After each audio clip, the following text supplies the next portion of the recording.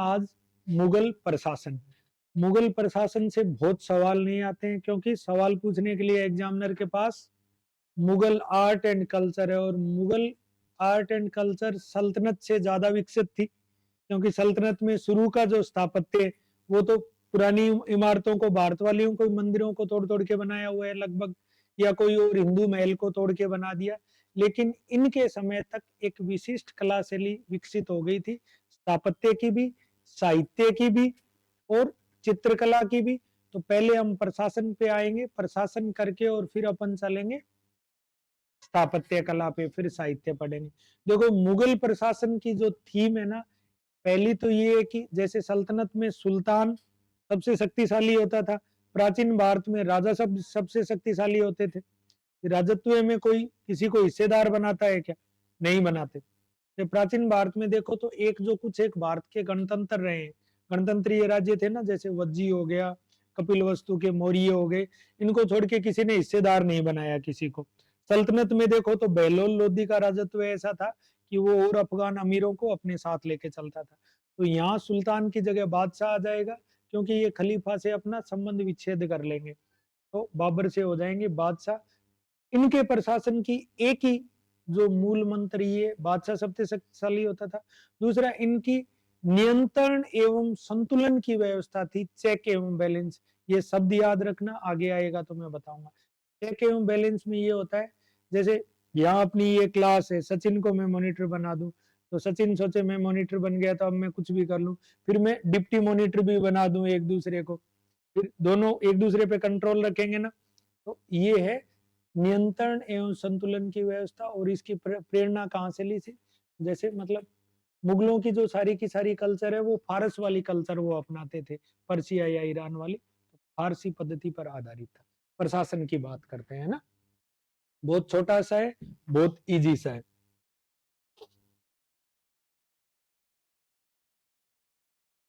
आज इस पे लिखते हैं ना,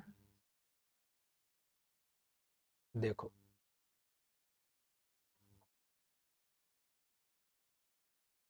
मुगल प्रशासन, मुगल प्रशासन, मुगल एडमिनिस्ट्रेशन। सर्वोच्च स्थान किसका? बादशाह का। सर्वोच्च स्थान बादशाह। बादशाह क्यों? क्योंकि इन्होंने खलीफा से संबंध विच्छेद कर लिया था। सुल्तान देखो, सल्तनत वाले सारे अपने मान्यता के लिए अधिकार पत्र लेते थे खलीफा से, ठीक है, तो ये कहलाए बादशाह। इनकी प्रशासनिक व्यवस्था किस पर आधारित थी? प्रशासनिक व्यवस्था आधारित थी नियंत्रण एवं संतुलन पर। पहली बात तो मेंस में आने के चांस कम है, क्योंकि इनके प्रशासन में कोई ऐसी विशेष बात नहीं थी। जैसे शेरशाह सूरी का प्रशासन स्पेशल था, लेकिन फिर भी आ जाए तो आप जब ये चीजें लिखोगे ना तो मार्क्स आएंगे। वो मीर सामा, वकील, वजीर, वो तो सारे ही लिख के आएंगे, है ना। अब देखो नियंत्रण एवं संतुलन पर आधारित थी। तो अब अधिकारी कौन कौन हुए देखते जाना। सबसे ऊपर तो हो गया बादशाह, और बादशाह ने क्या काम किया? बादशाह के नीचे कौन कौन हो गए? सबसे पहले तो हुआ वजीर या वकील, बहुत शक्तिशाली अधिकारी होता था। फिर आ गया 2 नंबर पे दीवान। फिर आ गया 3 नंबर पे मीर बख्शी।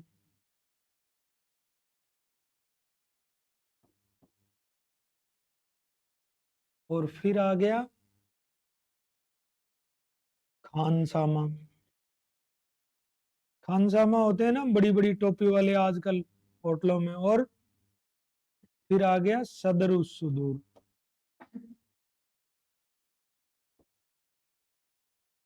और इसी को कह देते थे काजी। अब देखो, वजीर तो सल्तनत काल में भी था, शेरशाह के पास भी था दीवाने वजारत का जो प्रधान होता था। वजीर और दीवान दोनों के एक जैसे काम थे। दीवान भी, क्योंकि जैसे वजीर को वकील भी कह देते थे।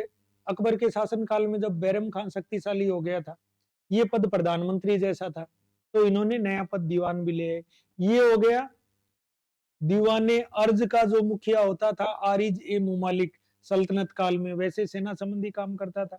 ये बादशाह के घर की देख रेख करता था, इसलिए जो इन हाउस जो काम करते हैं उनको आजकल खानसामा कह देते हैं।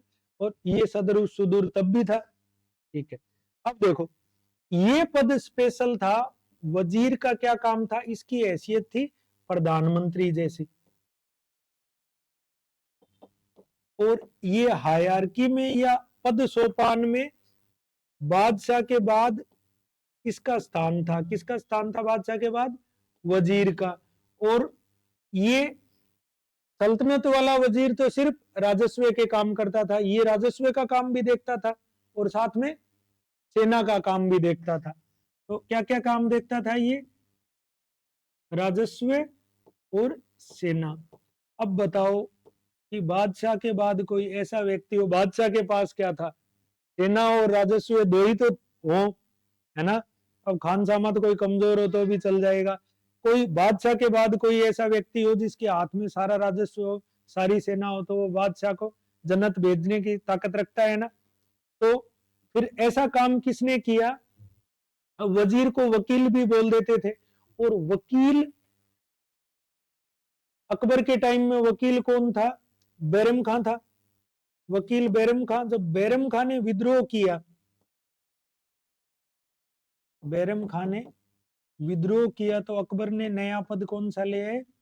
विद्रोह किया तो शासन के 8वें वर्ष में, मतलब 8वां वर्ष 56-64 में, 8वें वर्ष या 1564 में नया पद कौन सा सृजित कर दिया? ये कर दिया दीवान का, है ना।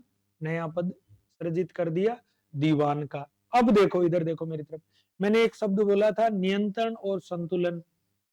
इससे राजस्व का सारा काम लेके किसको दे दिया? दीवान को दे दिया। सेना का इससे सारा काम लेके किसको दे दिया? मीर बख्शी को दे दिया। तो अब बताओ इसके पास क्या बचा? कुछ नहीं बचा ना। ये पद वजीर का रहा, राजस्व का काम वजीर भी करता रहा, राजस्व का काम दीवान भी करता रहा। दोनों एक दूसरे पर नियंत्रण रखते थे, है ना। इसको नियंत्रण एवं संतुलन की नीति कहते हैं, चेक एवं बैलेंस बोलते हैं इसको। ठीक है, अब देखो दीवान का क्या काम, दीवान का क्या काम होगा? राजस्व संबंधी, राजस्व संबंधी समस्त कार्य।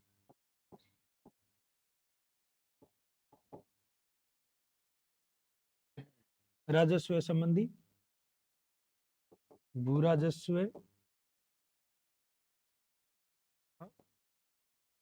सर्वोच्च अधिकारी,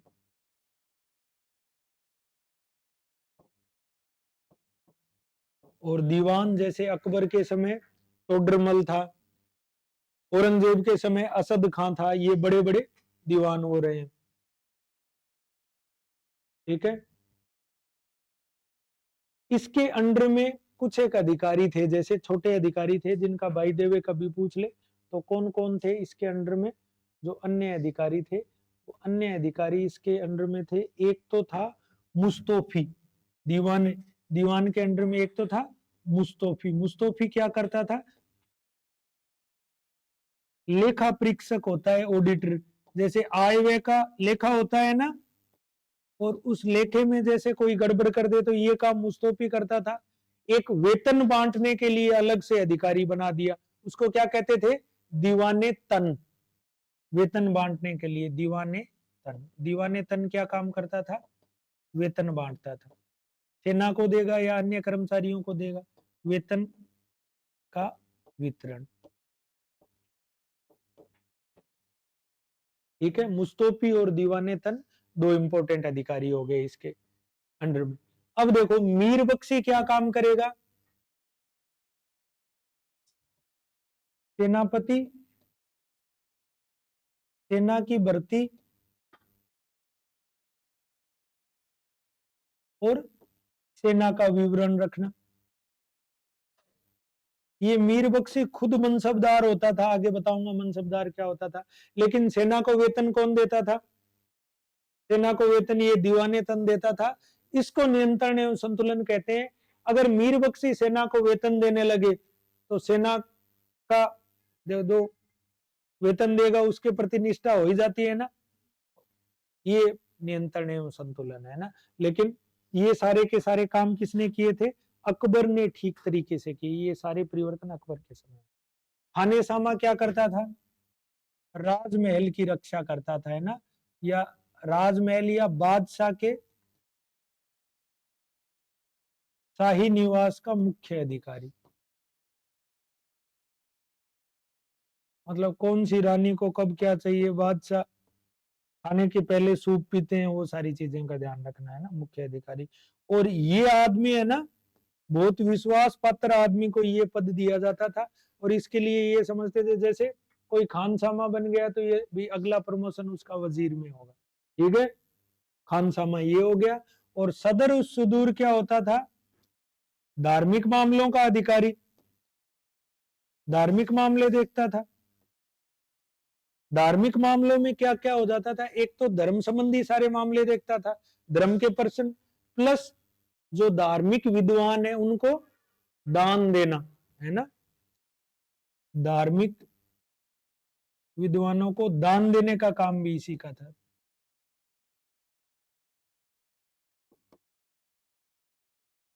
और देखो, इस दान के रूप में जो भूमि दी जाती थी उस भूमि को क्या कहते थे?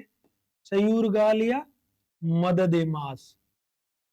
सयूरगाल या मदद ए मास, ये शब्दावली इंपॉर्टेंट है। मदद ए मास, ये जो धार्मिक विद्वानों को जो कर मुक्त भूमि देता था उसको सयूरगाल या मदद ए मास कहते थे। और यही आदमी जब न्याय का काम करता था सदर सुदूर, तो उसको क्या कहते थे? काजी, है ना। काजी कब कहते थे इसी को? जब न्याय संबंधी कार्य करता था तो वो कहलाता था काजी। और आपको ध्यान हो तो प्रेमचंद की अगर कहानियां आपने पढ़ी हो तो वो काजी साहब न्याय करो और वो सारे वो काजी यही होते थे। और हर एक शहर में भी मुख्य मुख्य काजी होता था। ठीक है,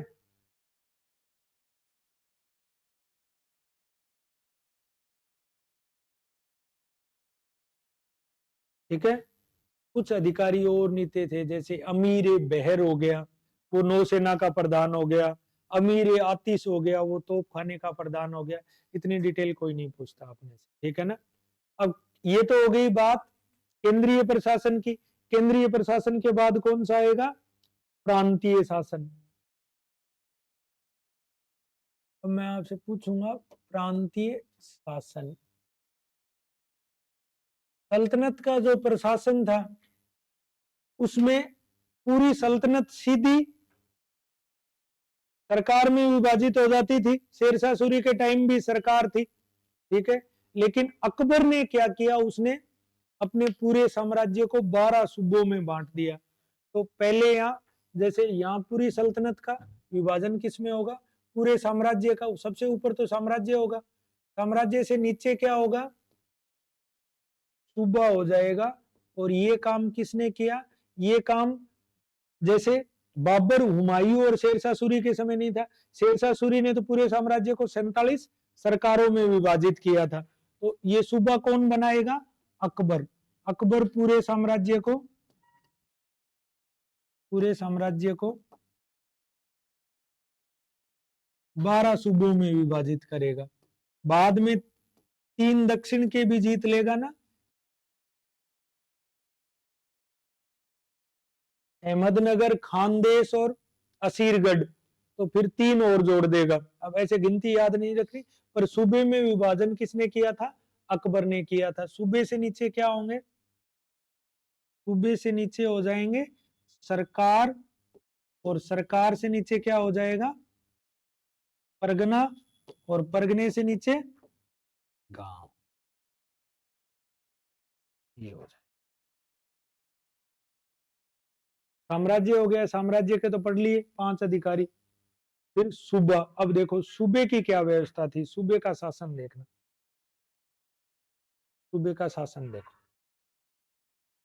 कम चांस है इसमें से, है ना। सूबे में क्या किया इसने,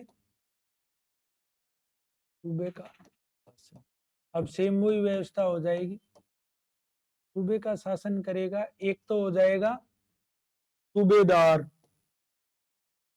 सूबेदार को नाजिम भी आम जनता सूबेदार कहती थी, वैसे इसको नाजिम कहते थे। और ये क्या काम करता था, सूबे का गवर्नर टाइप पद हो गया ये, गवर्नर या मुखिया, गवर्नर या सिपा सालार हो गया, गवर्नर या मुख्य सैनिक अधिकारी।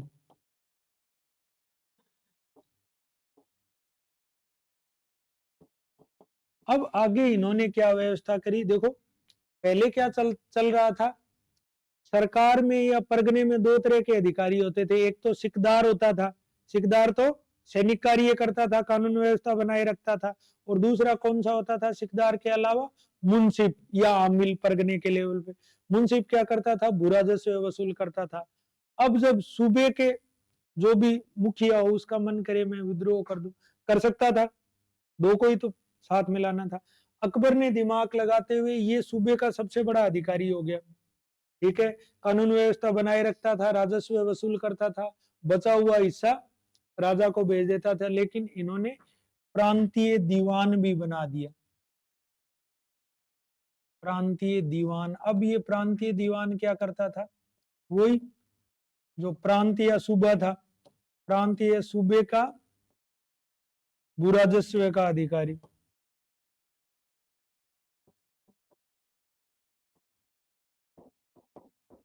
और ये इसको रिपोर्ट नहीं करता था, इसको रिपोर्ट करने तो इसका मातहत हो गया, इसका अधीनस्थ हो गया। ये सीधी रिपोर्ट किसको करता था, राजा को नहीं करता था, ये उत्तरदायी होता था केंद्रीय दीवान के प्रति।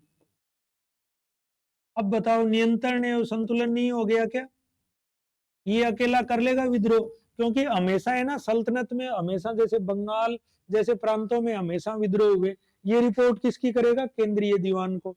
और यही नहीं, एक काम और क्या किया इसने, क्या किया, प्रांतीय मीर बख्शी भी बना दिया। और ये क्या काम करेगा, अब प्रांतीय मीर बख्शी क्या करेगा, सेना संबंधी कार्य, तो दो हो गए। अब ये प्रांतीय मीर सेना संबंधी कार्य तो करेगा ही करेगा, वहां सूबे में क्या चीज चल रही है इसकी सूचना किसको देगा, सीधा बादशाह को देगा। तो अब ये बताओ ये विद्रोह करने की हालत में रहा क्या, नहीं रहा ना। इसको नियंत्रण एवं संतुलन व्यवस्था कहते हैं, ठीक है। प्रांतीय मीर बख्शी, और ये प्रांत की स्थिति की गुप्त सूचना किसको भेजता था, ये भेजता था बादशाह को सीधा। तो ये हो गया नियंत्रण एवं संतुलन व्यवस्था, ठीक है। अब फिर प्रांत में फिर जब इतना ही कर दिया तो फिर प्रांत का सदर भी बना दो, प्रांतीय सदर भी था। और यही फिर ये सदर भाई साहब भी काजी थे, और ये सेम वही काम करते थे, ठीक है। उलझ तो नहीं रहे हो ना, उलझने लायक कुछ है ही नहीं, वही केंद्रीय वैसा ही प्रांतीय।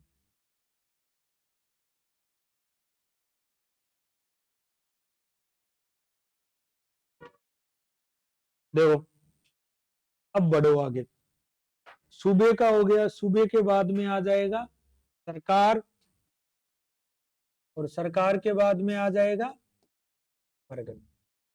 तो सेम यही काम किया, सरकार में सरकार का जो शासन करेगा वो भी सूबेदार हो जाएगा। इस सूबेदार को सिकदार भी कह देते हैं, ये तो सैनिक कार्य करेगा। दूसरा हो जाएगा आमिल या अमल गुजार, ये क्या काम करेगा, राजस्व का करेगा। और शेरशाह के समय इस सूबेदार को क्या कहते थे, सिकदार ए सिकदारान कहते थे, है ना। और अमिल को कहते थे मुंसिफ ए मुंसिफान, तो वो बात तो एक ही है ना। फिर छोटे छोटे हो जाते थे, जैसे कारकून हो गया, कोई राजस्व का और ये काम। एक वितिकची हो जाता था, लिपिक टाइप का। वितिकची क्या करता था? लिपिक होता था। ये वितिकची दरबार में भी होता था, अकबर ने बनाया था, जो दरबार के हालात लिखता था। और परगने में भी सेम यही हो जाएंगे, ऐसे छोटे छोटे। इकदार हो जाएगा और आमिल हो जाएगा, ये व्यवस्था। ठीक है।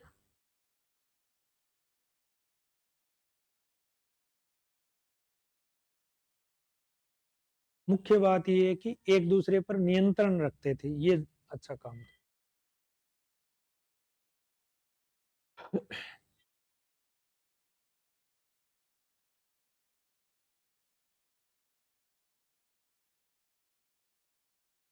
अब देखो, अब है ना, एक नई तरह की व्यवस्था लेके आया अकबर, मनसबदारी। मनसबदारी क्या थी, है ना? मनसबदारी प्रथा। राजस्थान वाले सारे मनसबदारी तो थे। कोई 12,000 का मनसब लेके दक्षिण भारत में लड़ रहा था। कोई जसवंत सिंह जैसे अफगानिस्तान में लड़ रहे थे। कोई 5,000 लेके घूम रहा था। वो क्या था, है ना? वो देखो, ये था जैसे अलग अलग पे स्केल के अधिकारी होते हैं ना, जैसे सुपर स्केल, फिर सुपर टाइम स्केल लगता है, RAS IAS का लगता है ना? ठीक है, वैसे थे। देखो मनसबदारी में इसने क्या किया, इसने, अकबर ने कुछ ऐसे अधिकारी बनाए जिनको मनसबदारी से उनकी पद की स्थिति का पता चलता था। जैसे 5,000 का मनसब है, तो उसकी पद की स्थिति क्या है। तो सबसे छोटा मनसब देता था 10 का, और हाईएस्ट देता था 5,000 का। और इनका जो 10 से 500 वाला था, उसको तो मनसबदार कहते थे। 500 से 25 से बीच का था, उसको अमीर कहते थे। और 2500 से 5,000 के बीच का था अमीर उम्दा। तो 10, 100, 500, 1000, 2000, 2500, 3,000, 4,000, 5,000, ये ऐसे, इसको तो अपन कह सकते हैं ना, दशमलव पद्धति पर आधारित थी। ठीक है, लिखो इसको। ये क्या था? अब इसकी प्रेरणा भी फारस से ही ली थी। तो अकबर ने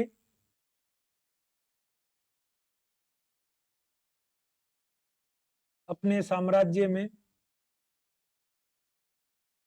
व्यवस्था बनाए रखने के लिए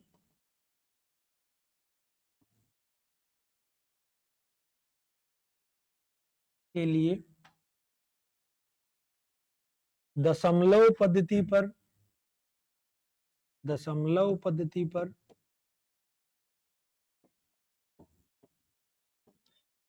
सैनिक अधिकारियों की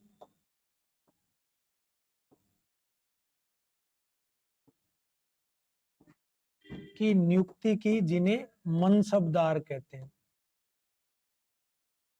कि जिन्हें मनसबदार कहते हैं।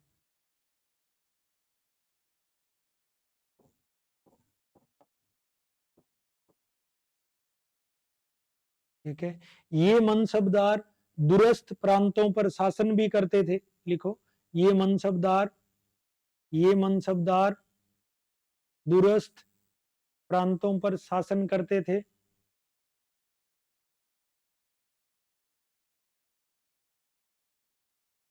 वहां दूरस्थ प्रांतों पर शासन करते थे, वहां राजस्व की वसूली करते, राजस्व की वसूली करते, और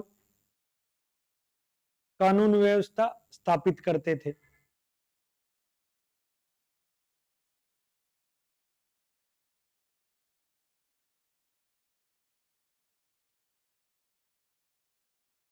अपने प्रशासनिक खर्च के अलावा, अपने प्रशासनिक खर्च के अलावा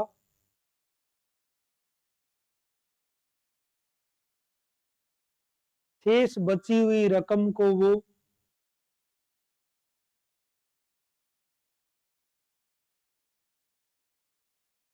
केंद्रीय राजस्व में भेज देते थे।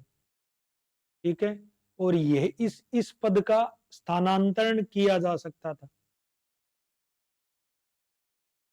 इस पद का स्थानांतरण किया जा सकता था, और व्यवहार में स्थानांतरण किया भी जा सकता था। अब बताओ, जैसे बंगाल में है ना, सल्तनत काल में हमेशा विद्रोह हुए।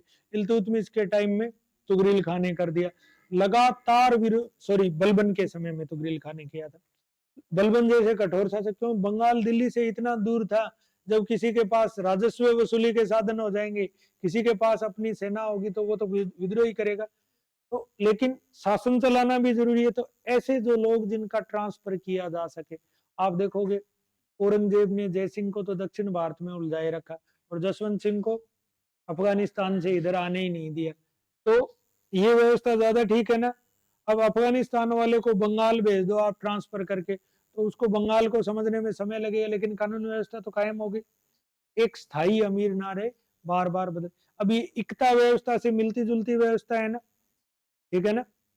और सल्तनत काल में ऐसे काम इक्तेदार करते थे, या मनसबदार हो गए। अब इन्होंने क्या किया, जैसे जैसे इन्होंने एक कैटेगरी कर दी, तो जिसका मनसबदारी, लिखो इसमें लिखना, ये व्यक्ति की पद स्थिति का बोध करवाता है, पद स्थिति का बोध करवाता है।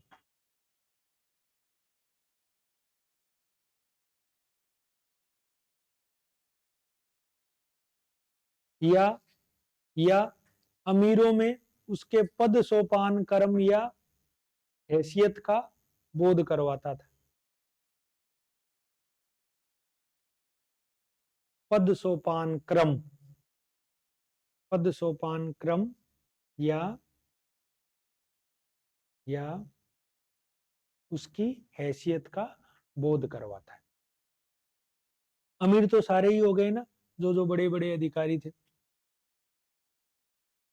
ठीक है, समझ गए? इसमें दो चीजें होती थी, फिर अकबर ने क्या किया, इसमें दो चीजें जोड़ी, एक जात और एक सवार। तो अकबर ने इसमें जात और सवार जोड़े, तो जात और सवार। अब जात से तो क्या पता चलता था कि उसका अमीरों में पद सोपान क्रम क्या है।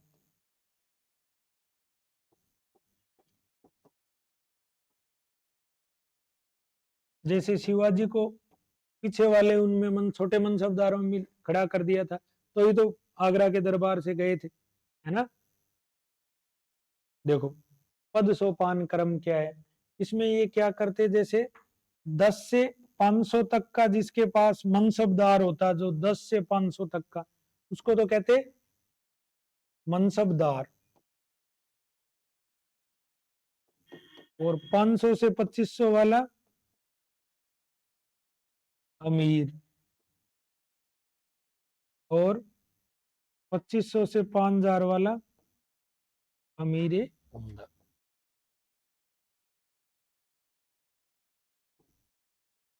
और ये क्या करता, सवार से उसको कितने घुड़सवार रखने हैं, तो उस अमीर की, उस मनसबदार की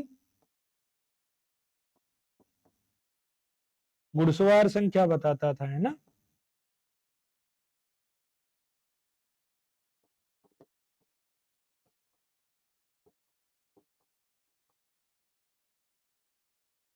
पांच हजार के मनसबदार का मतलब हुआ कि उसको 5000 घुड़सवार रखने होंगे, और एक घुड़सवार को 2 घोड़े रखने पड़ते थे, ठीक है?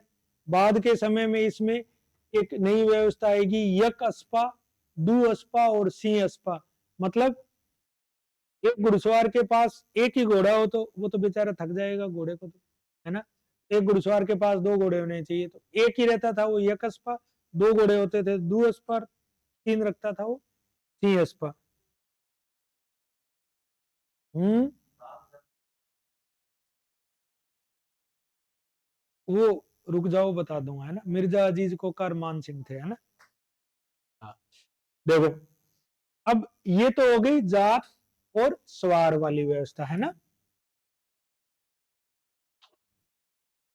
अब इसमें अकबर ने अधिकतम पद कितना दिया, 5000 तक का। अकबर के समय अधिकतम, अकबर के समय अधिकतम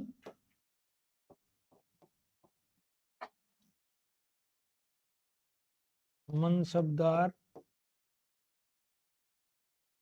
का पद था 5,000 सवार का, है ना। 2 आदमियों को 7,000 का दिया, मान सिंह और मिर्जा अजीज को। मेंस में मनसबदारी व्यवस्था आ जाए तो घोड़ों पे और 7,000 पे मत अटके रहना, उसका मूल उद्देश्य क्या था वो लिखना पहले, है ना।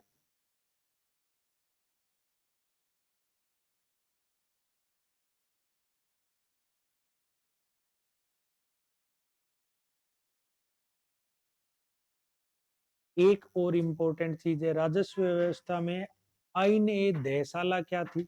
दह का मतलब 10 होता है ना। आइन ए दहशाला क्या थी, लिखो। आइन ए दहशाला, इससे उसका कोई लेना देना नहीं, इसमें लिखो ना। तो जमींदारों को उसने रहने दिया था, है ना, अकबर ने। और जमींदार कौन होते थे गांव में, वो जो परंपरागत भूस्वामी होते थे वो जमींदार थे। लेकिन जमींदारों का भूमि का मालिकाना हक प्राप्त नहीं था। ठीक है, लिखो जमींदार, लिख लो जमींदार। जमींदार लिखो, है ना, जमींदार। जमींदार गांव के गांव के गांव के वो परंपरागत भूस्वामी जिनको जिनको वंशानुगत रूप से वंशानुगत रूप से भू राजस्व प्राप्त करने का अधिकार था।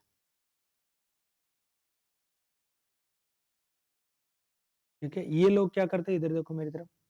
यूपीएससी ने अभी पूछा था 2-4 साल में प्रीलिम्स में, ये कि मतलब जमींदार और जागीरदार में क्या अंतर था, ठीक है ना। तो ये लोग क्या करते थे, जमींदार जो अपना 10 या 20% हिस्सा उसमें कमीशन में रखते थे और बाकी बेच देते थे। तो गांव में राजस्व की वसूली कौन कर रहे थे, ये जमींदार कर रहे थे। एक इंपॉर्टेंट और है, आईने दहसाला। आईने दहसाला,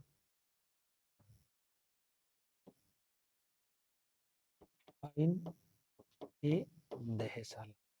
जैसे अकबर समझदार व्यक्ति तो था ही, इसने क्या किया कि जैसे बुरा राजस्व की वसूली कैसे करे किसी से, ठीक है ना।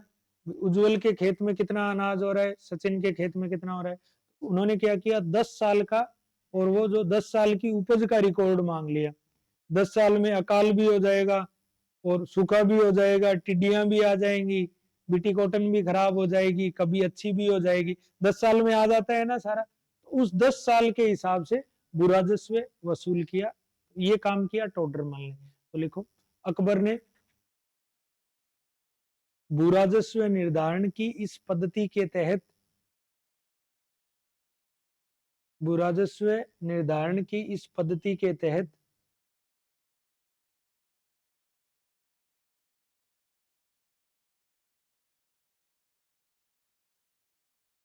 उस खेत की पिछले 10 सालों की वास्तविक उपज का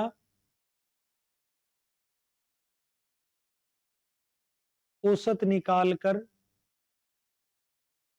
औसत निकालकर भू राजस्व प्राप्त किया।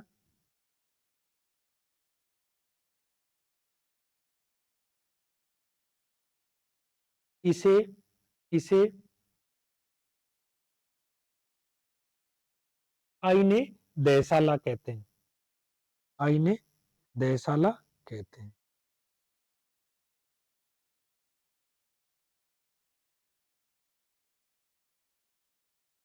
देखो, ये तो हो गया इनका प्रशासन। अब शुरू करते हैं इनकी कला, साहित्य एवं स्थापत्य।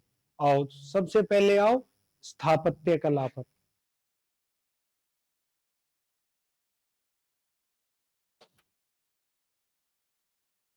ये देख लो,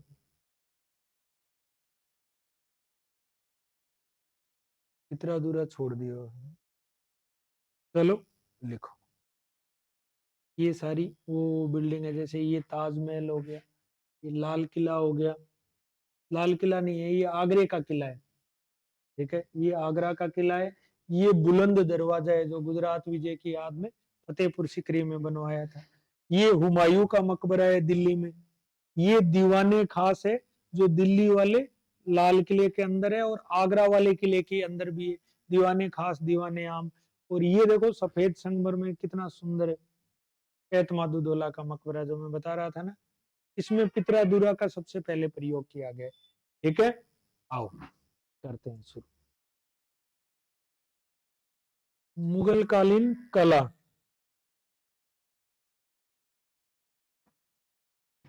मुगल कालीन कला, कला में अपन पढ़ते हैं सबसे पहले स्थापत्य कला।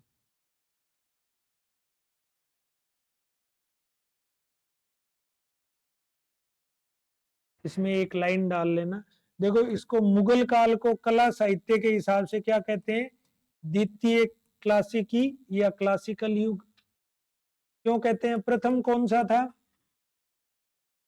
गुप्त काल था, प्रथम तो गुप्त काल है भारत का, क्योंकि कलात्मक गतिविधियों में बहुत ज्यादा तेजी आई। ये जो इतने दिन से मैं आपको फोटो दिखा रहा था ना सबकी, हुमायूं की, अकबर की, ये अकबर के टाइम और जहांगीर के टाइम सारे जो ग्रंथ चित्रित हुए थे वो वास्तविक फोटो है ना। जैसे जहांगीर के टाइम चित्रकला की बहुत प्रगति हुई, शाहजहां के टाइम स्थापत्य कला की जबरदस्त प्रगति हुई, दिल्ली की और जो आगरा की जो इमारतें, दो जगह उसने बहुत निर्माण कार्य करवाए, है ना। अब देखो, इसलिए इसको द्वितीय क्लासिक युग कहते हैं। अब स्थापत्य कला, मुगल स्थापत्य कला कैसी थी, लिखो, मुगल स्थापत्य कला में, मुगल स्थापत्य कला में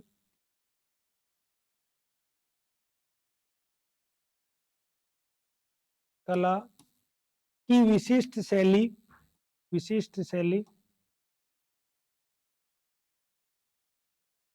तुर्की, फारसी, मध्य एशिया, मध्य एशिया की स्थापत्य शैली को भारतीय शैली के साथ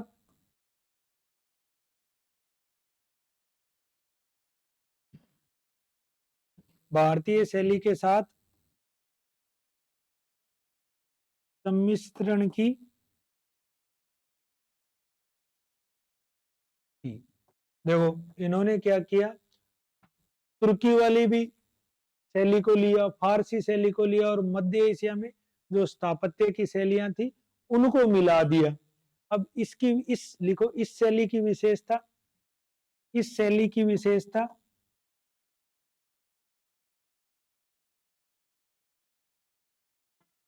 पित्रादुरा, पित्रादुरा, और क्या क्या विशेषताएं थी, मीनारों का प्रयोग, आप देखना ताजमहल में चारों तरफ मीनारें बनी हुई है ना, पित्रादुरा, मीनारों का प्रयोग, प्रयोग, सफेद संगमरमर का प्रयोग,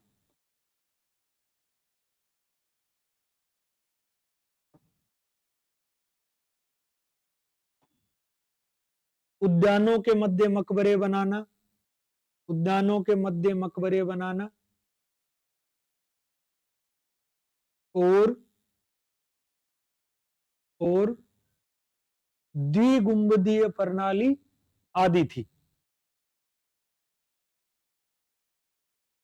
देखो मकबरों का निर्माण कांड वैसे तो लोधी काल में शुरू हो गया था, चबूतरे पे बन रहे थे, उद्यानों के मध्य बन रहे हुए थे, उसी चीज को इन्होंने कंटिन्यू रखा, नई चीज ले आए, मीनार और पित्रादुरा का प्रयोग। अब पित्रादुरा क्या है, आगरा का ताजमहल देखा हो तो आप उसमें बेल बुंटे बना के नक्काशी करके, और उनमें हीरे जवाहरात या मूल्यवान पत्थरों की जो जड़ाई होती थी उसको पित्रादुरा कहते हैं, ठीक है ना। और ये काम दीवाने, जो जैसे दीवाने जो खास है और उसके पीछे जो तख्ते ताउस लगा हुआ है उसमें भी ये काम है।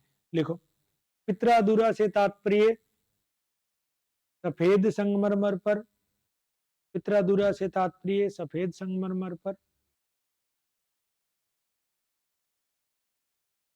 मूल्यवान और अर्धमूल्यवान पत्थरों की जड़ावट को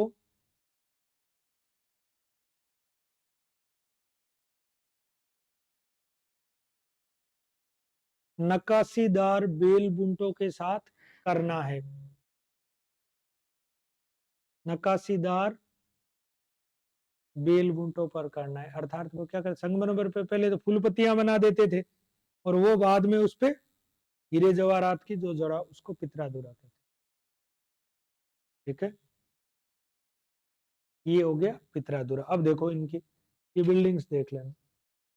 ये बुलंद दरवाजा है, तो पुरानी चीजें थी वो तो चली आ रही थी। इसको क्या कहते हैं, इस दरवाजे को, ये जो दरवाजे का ऐसा रूप, मेहराब कहते हैं। ठीक है, अब जैसे इसमें है पित्राधुरा, अगर जूम करके देखोगे ये एतमादुल्लाह का मकबरा है और ये किसने बनवाया था, जहांगीर ने बनवाया था। इसमें पहली बार पित्राधुरा का प्रयोग किया गया, मेहराब हो गया। इसमें इसमें जैसे पित्राधुरा का प्रयोग प्रथम बार।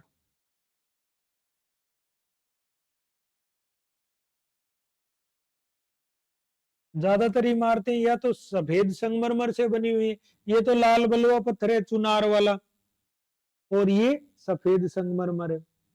अब देखो, ये है हुमायूं का मकबरा दिल्ली में। इसका गुंबद है ना, डबल गुंबद है, दिख नहीं रहा इसमें, जैसे ऐसे करके और ऐसे गुंबद बना हुआ है। इसमें पहली बार द्विगुंबदीय प्रणाली का प्रयोग किया गया, डबल गुंबद है ना, द्विगुंबद।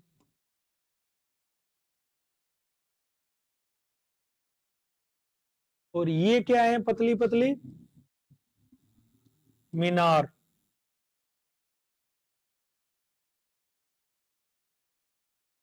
चारों कोनों पे ये चबूतरे पे बना हुआ है, बहुत बड़े चबूतरे पे।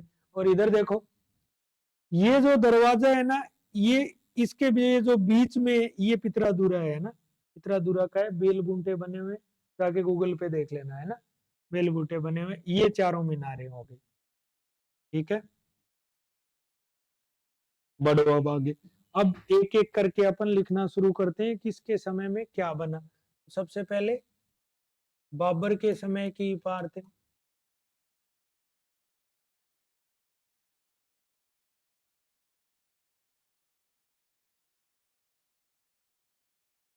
तो बाबर ने क्या बनाया, एक तो आगरा में बनवाया, कौन सा बाग बनवाया था,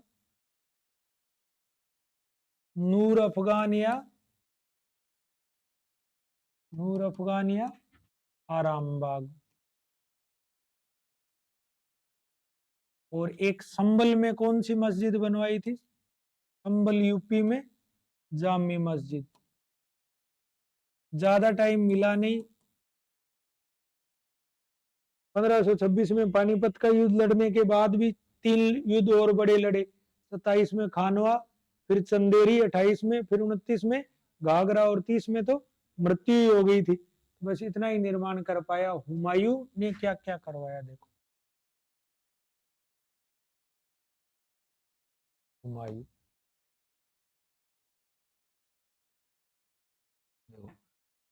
हुमायूं के पास एक तो है जो दिल्ली वाला पुराना किला जिसको कहते हैं ना, उसका ये कहते हैं, उसमें कुछ निर्माण हुमायूं का है और कुछ शेरशाह सूरी का है।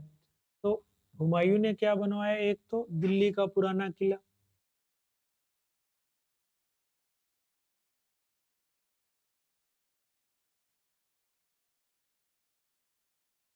दिल्ली का पुराना किला बनाया।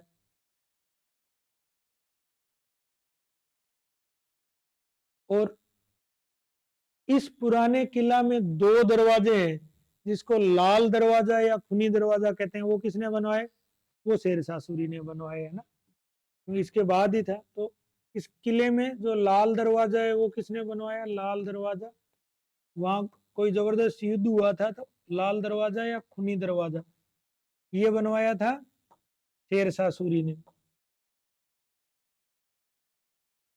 मतलब इसके संरक्षण का लगातार काम चलता रहता है, ये बहुत खराब हालात में, इसलिए ये पुराना किला चर्चा में रहता है दिल्ली का, है ना।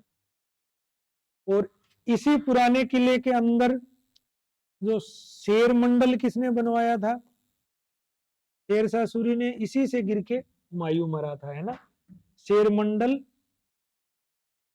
ये 3 मंजिला इमारत किसने बनाई? शेरशाह ने।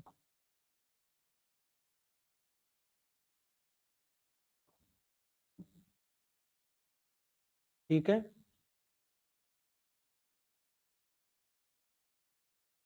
अब देखो, हुमायूं के टाइम की एक बहुत प्रसिद्ध इमारत है जो हुमायूं की जो पत्नी थी उसने बनवाई थी, वो कौन सा है? दिल्ली स्थित हुमायूं का मकबरा। ये बहुत इंपॉर्टेंट है ना।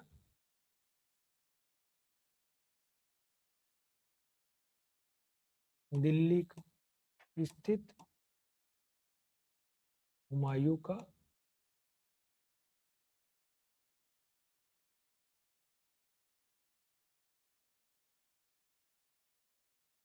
बनवाया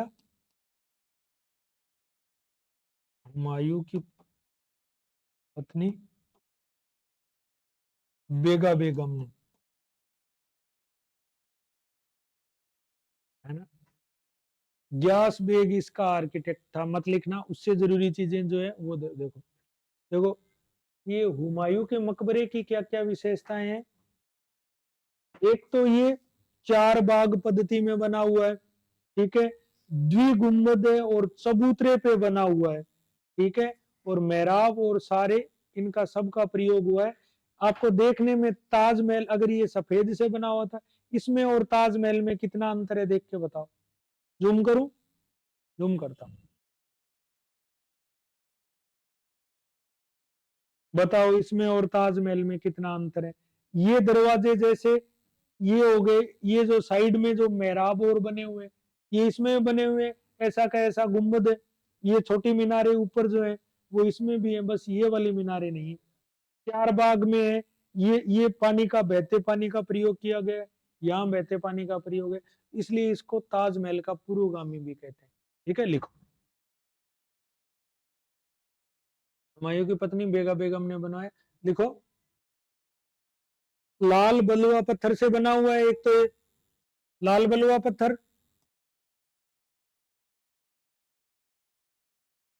साथ में क्या है इसमें? चबूतरे पर, चबूतरे पर बना हुआ है ना। और ये इनकी इमारतों की खासियत थी। मुगल सारी इमारतों में फाउंटेन या बहते पानी का उपयोग किया गया है ना। उस टाइम तो वो पत्थर से बनाते थे, आजकल वो पानी उछालते हैं मोटर से ताजमहल में, है ना। ठीक है। 4 बाग पद्धति में बना हुआ था। और प्रथम मुगल इमारत जो द्विगुंबदीय शैली में बनी है ना, द्विगुंबदीय शैली।